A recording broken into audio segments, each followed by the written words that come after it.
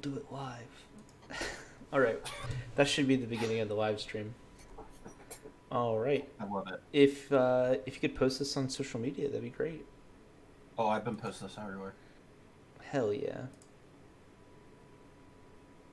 All right, looks like the stream is good. Is there anyone watching? That'd be great to know.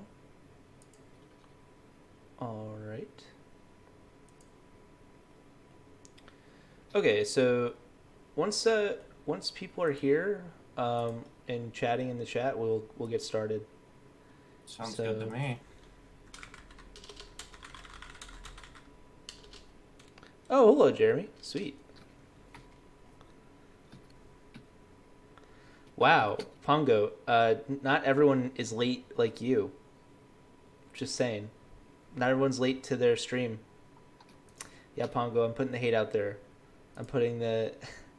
I'm calling you out.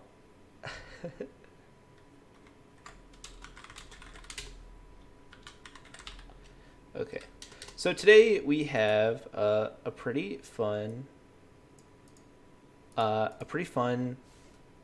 Oh, you know what? I put it one more place. Sorry, everyone. Caleb, talk about Omen Pool for a sec while I do Oh, this. jeez. Uh, okay, so Omen Pool, gonna change my primer page real quick. So Omen Pool is, like, at its core, the interaction, we named it that after the interaction between Knowledge Pool and Omen Machine, specifically with Lavinia Azorius Renegade, which is my best girl. I love her so much. You know? But yeah, so what'd you say? Yes, you know, love is love, you know? Listen, when I saw that card get previewed, I fell in love immediately. I legit got super excited when I saw that card because I knew like immediately that this was going to be really good with like fighting in counter wars, dealing with stuff like Force of Will, etc. And so I was really excited for it. Um, and so I immediately started like brewing up some like stuff built around the locks. And you know, year and a half later, we're now with this primer that's honestly a lot different than it used to be. But it's overall land equilibrium when she came out. Oof. Um, What is that land equilibrium? I'm trying to remember that card. It's the one that like I'm pulling it up. Yeah, if an opponent controls at least as many lands as you do, put a land onto the battlefield. That player instead puts that land onto the battlefield and sacrifices it. So, yeah.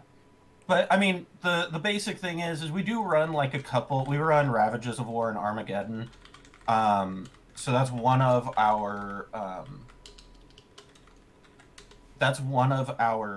like ways to win, right? Because you go out, you wipe, and if you have rocks and like either Jace the Mind Sculptor or Teferi Hero of Domination, you're in a really good spot to win. Do you generally use the planeswalkers as win conditions? Is It that depends on the situation. Like Jace, generally, if he stays out long enough, will just win the game. So like, it just depends on the situation. Like they definitely in a lock will get you there too. So yeah, I guess they pretty much end up being win conditions. Yeah. all right? So I'm pretty sure you mentioned this, but the main it's called Omen Pool, right?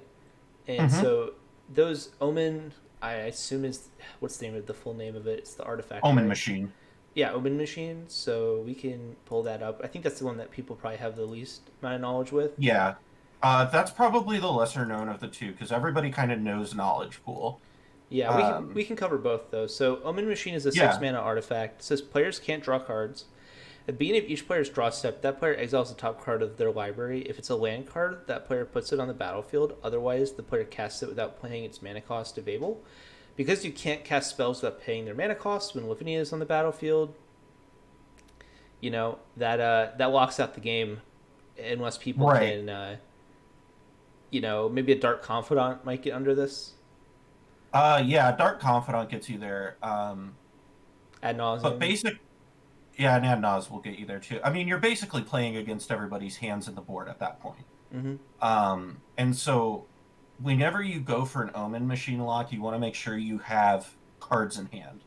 A really good card that you want to have in hand sometimes when you do this is Dig Through Time, because you're going to get some card selection and be able to really get where you need to go. But yeah, Omen Machine sometimes will get you there, but it's one of those things where you have to be fairly certain, like, you have the card advantage, you have the better cards, and that's not always the case. So sometimes I recommend, like with Omen Machine, just kind of waiting to see. And I mean, and so much of the deck is a timing thing, right? Like It's a lot of stacks. 90% of this thing is timing. Yeah. All right, so the next one is Knowledge Pool, which is one people are probably more familiar with. I'll read that one too. So it's a 6-mana artifact. When it enters the battlefield, each player exiles the top 3 cards of their library. Those cards get imprinted under Knowledge Pool. Whenever a player casts a spell from their hand, that player exiles it. If that player does, they may cast a spell from among other cards exiled with Knowledge Pool without paying its mana cost. Again, this is a lock with Lavinia because you can't play the spells without paying their mana costs.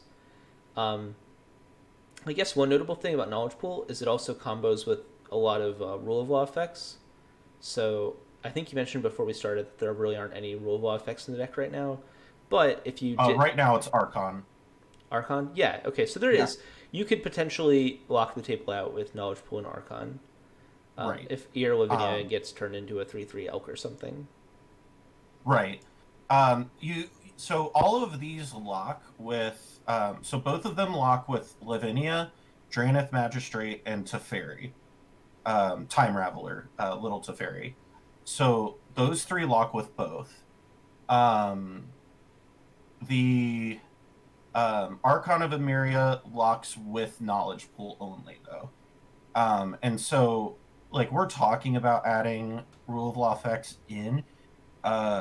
We weren't running them for a really long time because of Flash. And you just can't afford to play Rule of Law effects when Flash Hulk's on the battlefield, because it's hard to win over top of that. One card we also didn't mention is Draneth Magistrate. That ends up also locking with both of those cards, right? Yes. Yeah.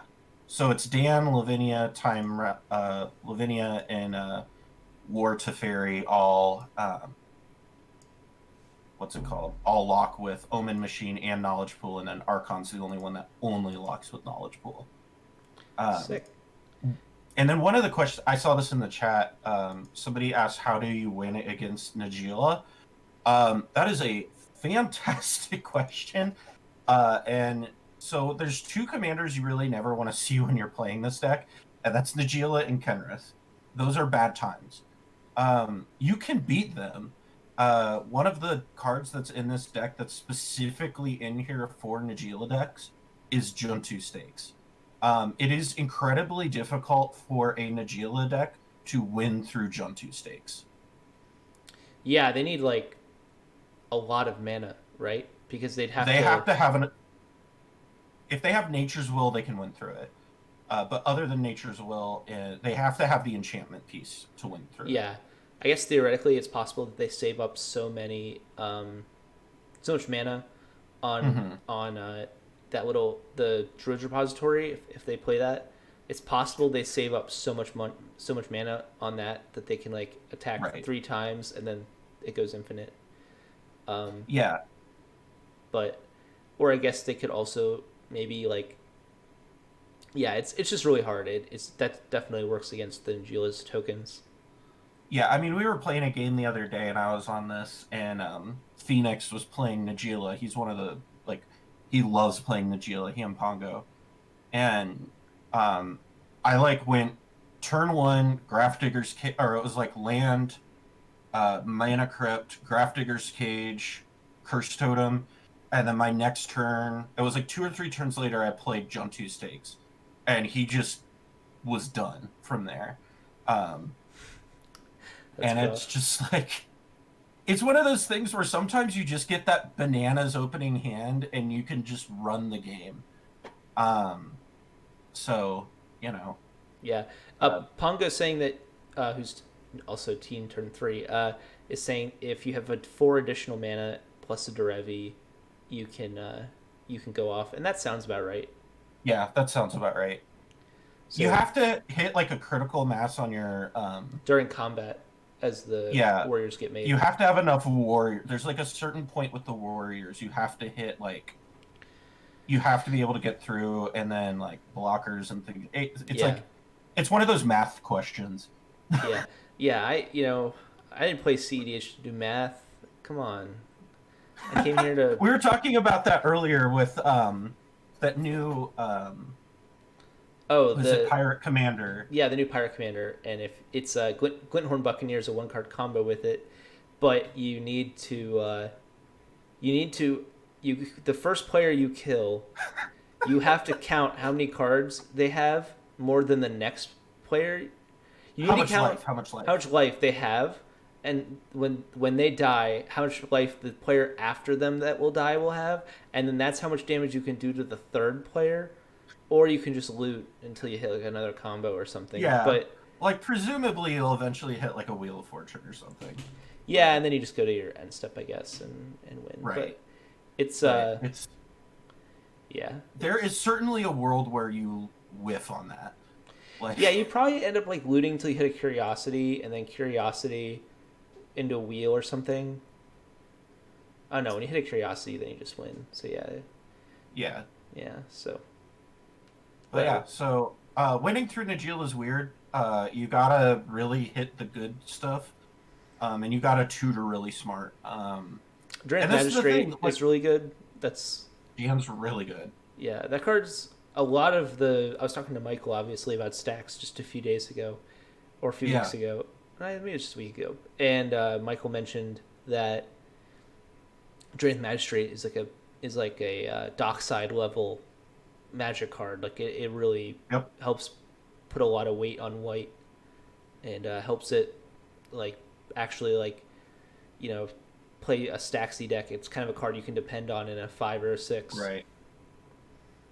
Well, like this year, I've said this all year long. 2020 has just been a shot in the arm for this deck because between Dan, Archon, Fierce Guardianship, the modal dual face lands, like between all of those things, and then like I don't know, I guess Smothering Tithe if you really want to get granular about it. I guess it was last year technically, but like all those things together, it's just been like this perfect storm. I mean, we even have like Verge Ragers is a card too that's in our maybe board that like in the right meta, it's good. Like Yeah, do it's you want to just talk a bit about that? You have like a a deck worth of maybe board in here, right? yes. Yeah. Our card so our deck is built to go into a blind meta. So if you're going into a blind meta, this is the way to go. But there are so many spots in this deck where you can just pull stuff out and put in something else. Um, like a really good thing is if you're like in an Agila heavy meta, stuff like Linvala, Silent Arbiter are really good. Um, um, I Mystical mean, Dispute is a really good card against other like blue yeah, decks or control decks. Like if you have a 4 color Rashmi player at your LGS, maybe that'd be a good card to bring in. yeah.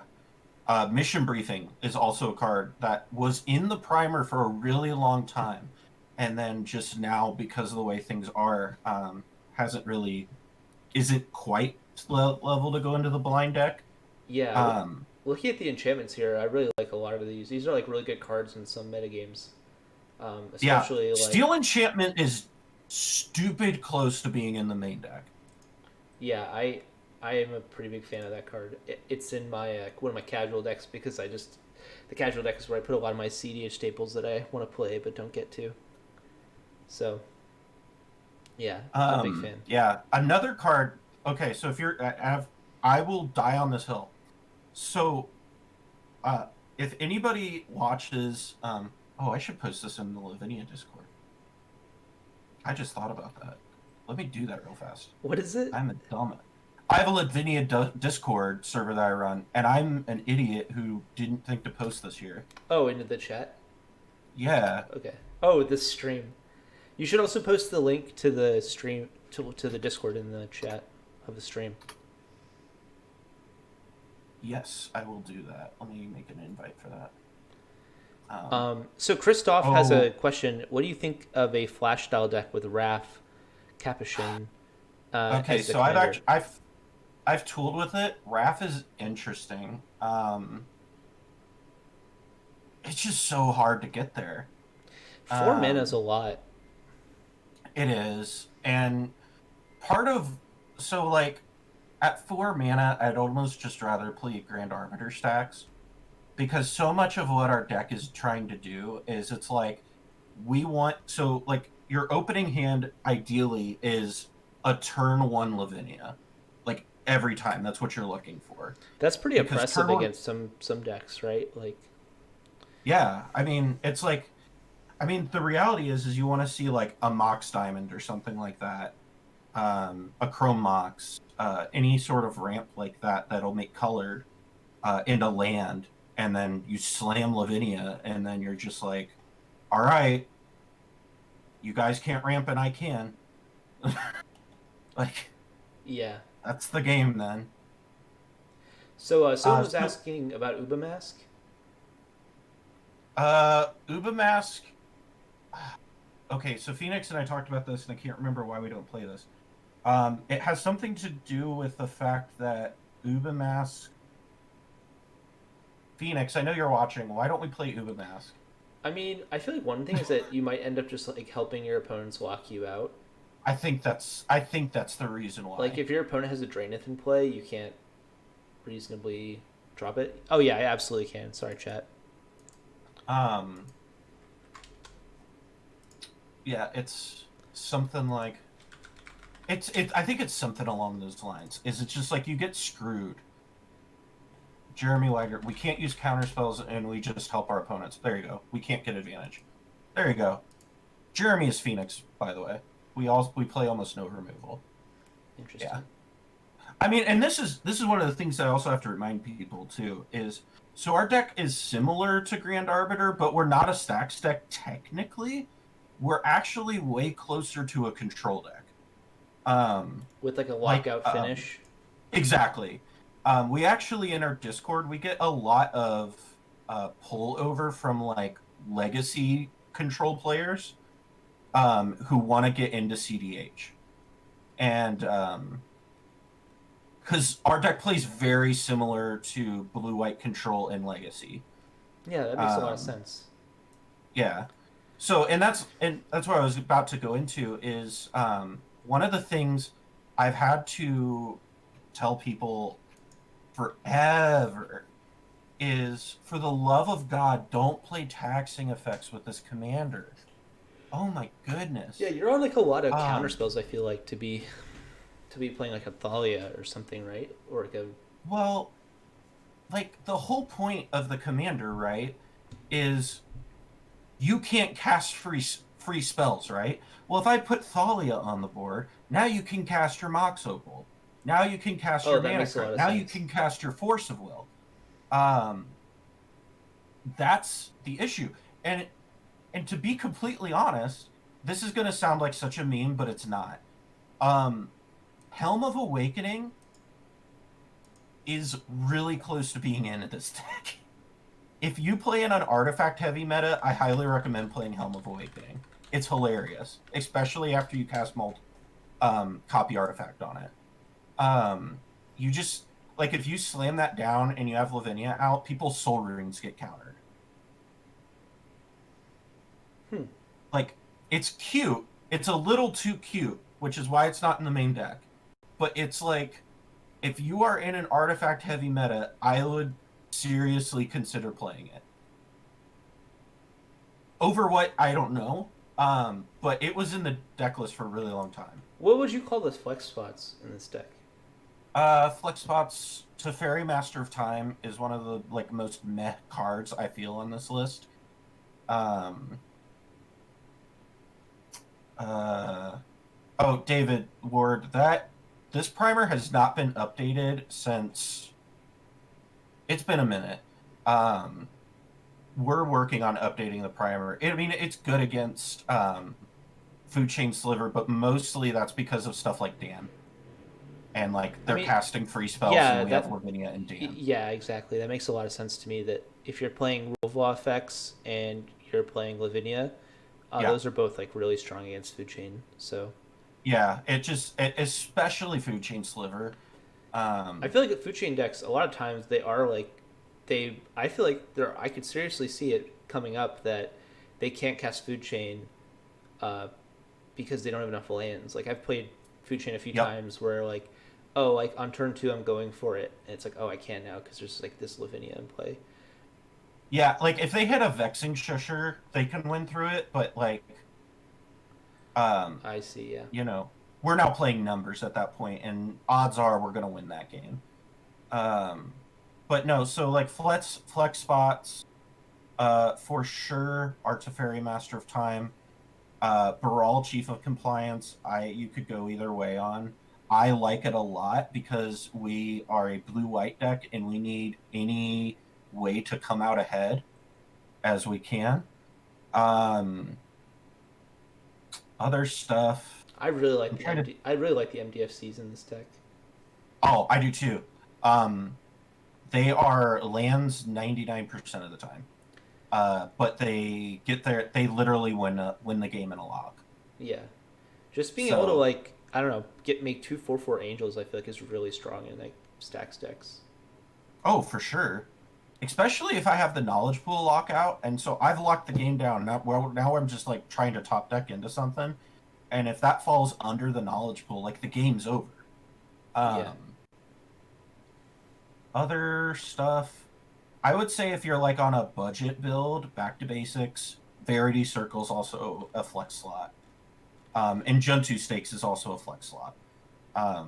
Like if you don't play against a lot of Najeela, you really don't need to be playing Juntu Stakes. It can be kind of funny because it's like a second Curse Totem. But yeah, I mean, those are the big flex slots. And then obviously, if you're like a normal person and you can't afford a Tabernacle, then just it doesn't count as a land. So just play another card from the maybe board. Yeah. How long have you been playing this list? This specific list? Yeah. This specific list we updated with Zendikar. Sure. But this version of the deck, I want to say we overhauled it right around Ikoria. All right. Do you think? So yeah. Do you think it's currently well positioned in like the current like metagame that seems to be somewhat popular? Well, one, it's much better than it used to be. It is much more well positioned than it was a while ago. But everyone owns a Time Twister. They just grow on trees, you know? Yeah, man, they're like $2. What are you talking about? Yeah, eBay. Literally go on eBay right now. There's one for $10. I promise. 100%. It's just a piece of paper that says Time Twister on it, but it's a Time Twister. Yeah, expensive shipping from France, you know. Yeah. I was want to get into this, you know, for anyone listening to this not while it's being live streamed, you might find this to be a little ridiculous, but the card Opposition Agent got spoiled today, which is a pretty big deal. To us, it might not be in the future for some reason. Maybe it's banned. Maybe it just ends up not being good. But one thing I want to talk about, I was talking to friends today, and if we look through this list, one thing I notice, and I feel like a lot of people might notice, is there's not a lot of tutors in here, right? Nope. Like, There's almost no Correct. tutors. So what We're do you? playing blue-white. What Well, yeah, tutors do we right. have? I know. I'm just saying, like, what do you think of that? If everyone's playing all this tutor hate, how do you feel stacks decks, which generally are tutor light, except for maybe Blood Pod? How do you Yeah. feel they're positioned into that? I mean, I would imagine that if people are playing things that limit the amount you're able to just go grab your stuff, we're gonna benefit from that, right? Like, obviously, like it hits our idyllic tutor, but like whatever, it hits our transmute artifact, whatever. We want to be drawing cards with consecrated sphinx. Let's be real. Mm-hmm. That's what we want to be doing. Um, I don't want to cast idyllic tutor ever, like ever. It's in there because it needs to be. Yeah, But like, I guess I some people are saying like David is saying there's no tutors by choice. Sorry, there's no tutors not by choice. exactly, But yeah. isn't that I don't know. I feel like if the metagame is attacking tutors aggressively, if people keep asking like this card's going to be in every black deck, if it is in every black deck, doesn't that make decks that don't have access to tutors but are still somehow viable better? It definitely improves their position for sure. Um, I still in there's like still this like thing out there you got to deal with though, where like everybody hates it when there's a winter orb out. So like you're gonna get hated on because you're playing a control deck and people don't like control decks. Um, so like that's a piece of the puzzle. But I mean, you're definitely going to get an improved game state out of it for sure. Um, will it be substantial enough to make your match? Because our worst matchups, the only matchups that it's like you have to have good draws, is Kenrith and Nagila. Um, will that be enough to put us up over the hill against that? I don't. We'll see. But it definitely makes our life a lot easier for sure. Yeah. All right. It's just some interesting developments in the meta game, right? It is weird, Yeah. right? That I feel like we just got Thassa's Oracle and Deflecting SWAT, and I mean, now we're I getting stand. this. We were talking about this before we went live. Is imagine if this card gets printed a year ago. I don't think Flash gets banned. Um, I think it probably would, Like, but I think it would be like maybe it wouldn't get banned, but I think it would have been a harder sell to the RC. maybe.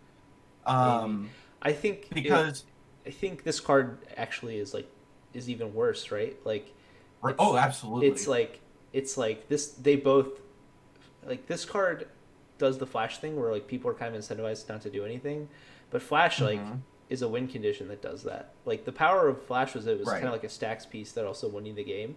Where this is like a stacks piece that wins you the game if your opponents play into it and don't respect it, then you might win. But I guess that was how flash Yeah. was. I don't know. It's not the I mean, same, it's. but I mean, what I always kind of said was the issue with Flash was the best counter to Flash was a Flash, right? yeah, And so, like, it's kind of the same deal here. Like, the best counter to an opposition agent is an opposition agent. So, like, it's yeah. weird. Well, the best Like, answer to opposition agent is removal, right? The problem is like how accessible is that? right.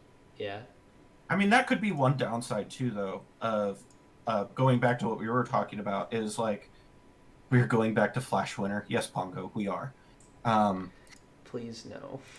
Magic CDH is about to get real weird. Um, This isn't the same I'm not looking anxiety forward as to this. this is not the same I stand. anxiety as Thassa's Oracle, but it is definitely a like I don't know what the other side looks like. I just don't know. So I just shit like Fair Magic is just like the deck, right? In that scenario, because Fair Magic's all about being like hating on people, like bringing the like speed of the game way down. So like the deck just gets better now, right? Like yeah, I I just to be honest though, like I think we might be I don't know, like I don't think I'm gonna play this in Corvold. Like I don't even play Mayhem Devil, and that card's like That obviously card is better. gross. Like that card is obviously better on Corvold. I feel like, and I'm kind of considering not playing.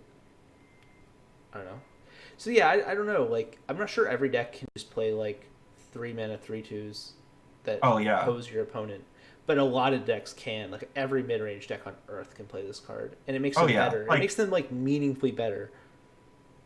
Like stuff like Razakats, it just goes by Aven Mindcessor, hello opposition agent, Yeah, right? yeah. Like, I just am not sure like if something that's like actually truly a Turbonaws deck can play this.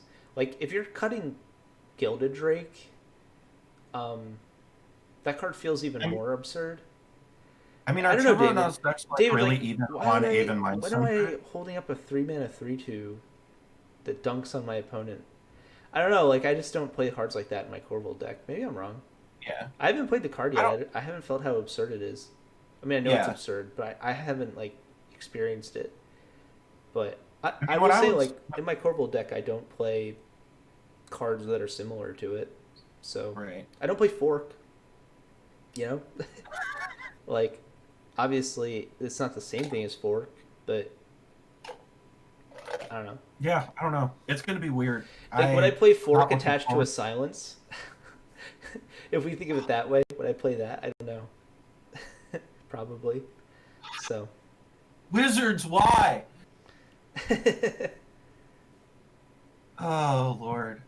All right. So anyway, I disagree, David. I think this card does slow down games.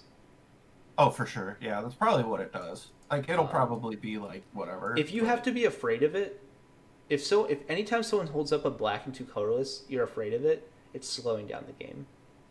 yeah.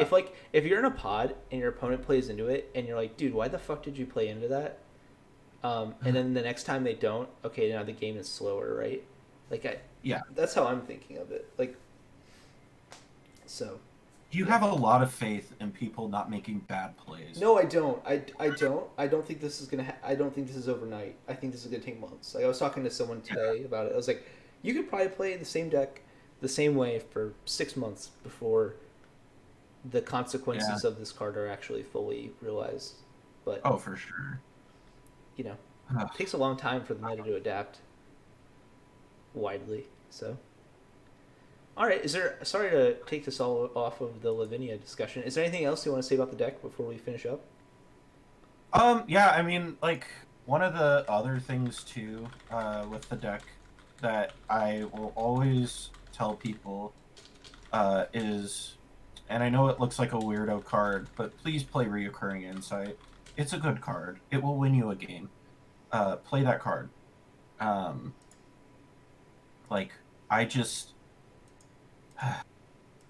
I get sent a lot of lists sometimes, and I look at them and like they're not bad, but and I try not to be mean because it's like I have spent a year and a half like just working on this, right? Mm-hmm. Um, and so there's like reasons we play things, and so it's like you know if you don't have a card like if you don't have a twister, right? Like don't play a Day's Undoing for the love of God. Don't play a Day's Undoing. Um, This if you sucks. can't, I And yeah, it's so bad. Like ending the turn is a huge downside. yeah. Um, so like this is like my big thing, right? Like before we like hop off, is if you have to make a cut for budgetary reasons. So like Tabernacle or Twister are the big two. Go to the next card in the maybe board that you would want. Those two slots turn into meta considerations immediately. Um, a card I would highly recommend, especially because stuff like what's it called? Dockside is huge. Play Phantasmal Image. Like that card, I'm genuinely considering putting it in the main board. That card's Um, awesome. it's so good. Um, I genuinely like recommend like if you don't have a Twister or Tabernacle, play a Phantasmal Image, because Tabernacle is not a land, right? Don't consider it a land. Don't count that towards your lands. If you don't have it, think about playing Steel Enchantment. You know what's really fun when you're a blue-white deck that has really like card advantage? Having a Sylvan library. Um, like it's Yeah, like that'll do it. Uh, that'll do it. and that's the thing, right? Is so you just gotta start looking at like, okay, what do I play in my meta? Um, and then you just kind of go from there. So that's what I would recommend always. And like I said, if you don't play a lot of Najeela, you don't have to be on Zone 2 stakes. Like Zone 2 stakes is there as a second curse totem and it hits Najeela. Um, so not to ramble, but I mean, you're not rambling. It's all good. All right, so that's the end of our Lavinia stream. If you enjoyed oh, this, oh, what's up? do you generally feel once dock size resolves, you are able to get a turn to copy it? Oh, yeah, I mean, it depends on what's going on. Yeah, I think that depends on like what turn it is. Yeah, like if it's early, like dock side's not going nuts, right? Or Like, turn two. I think turn two is like the most common dockside I see that doesn't end the game. uh, Like that's yeah, really common to see like a dockside into a Corvold or a dockside into a Crom or a Timna. Like honestly, yeah, 3 mana dockside play Timna is like really powerful. You have like you're gonna draw 2 cards the following turn, and you can just like later reset it by just bouncing it to your hand. So right. maybe people aren't doing I that mean, enough, but I think that's like perfectly fine. well, and the other thing I don't think enough people think about too. I mean, you can Phantasmal Image or Consecrated Sphinx. Um, Phantasmal Image or Ghostly Pilferer. Phantasmal Image, a Gilded Drake, right? Like, there's so many different ways that you can use that card that will give you advantage. I mean, you could Phantasmal Image a Timna. Like, Or there's a so many Crom. things you can. Yeah, or a Or a Crom. Crom. That's like Like, a it's win just condition in such your a deck too. versatile card. Like a Yeah, Crom will just beat people to death. yeah, and draw you cards. Yeah. Like, Unless there's a rule of law in uh, play. That's kind of a non-vote. that's true. Yeah. So, but yeah, so yeah, I genuinely think that like I mean, we're gonna do an update once Legends comes out because we always update it with sets. I think in the next update, things to expect. If you're playing around with this deck, look at Rule of Law effects, look at Phantasmal Image in the main. Um, and I'm currently testing Urza. I don't know how I feel about it, but I haven't got a chance to really play it, but I'm testing Urza. So we'll All see right. how that goes. That's not too bad. Urza sounds a Yeah. little sick. I'm hoping that with an Urza in the deck, I can maybe play with like Trionosphere and stuff like that. Um, so we'll see. I'm right now. I'm just kind of throwing stuff at the wall and seeing what sticks. Okay. So All right. You're starting up a channel, aren't you? yeah, I am doing some interviews this week actually. YouTube channel, I've had it for a while, but I've not posted anything and not doing like a series. But series is going to be called The Mind Sculptor, and my plan is to just talk to different people. Um, I don't want to, reveal too much right away of who I'm talking to, but I'm going to be talking to some cool people, and we're just going to talk Magic and all the different facets of it, um, and eventually do some like game streams and stuff like that. So That's sick. I know one of your guests already. Very exciting. I'm not sure I've ever heard them on anyone's channel besides the one that they're known for. So yeah, I'm um, so excited. that's I'm a so pretty excited big about one. that. That's a Yeah, pretty big so one. follow me at Twitter if you want to know more about that. My Twitter is at Callahan is here. Um, and you can just follow me there, and I'm posting all sorts of updates and stuff. So All right. Well, I'm just getting that to post in chat. sweet. All right. You Thank you, can also see everyone. me rant. All right. All right. Thank you, everyone who came. Have a nice night. Thanks for checking out the Lavinia deck list. I'll post it one more time just so people can get access to it. All right. And if you're interested in seeing future updates, I'm sure they'll be on the DDB or on that Moxfield link. So that'll be fun. All right. Thanks, everyone. Bye.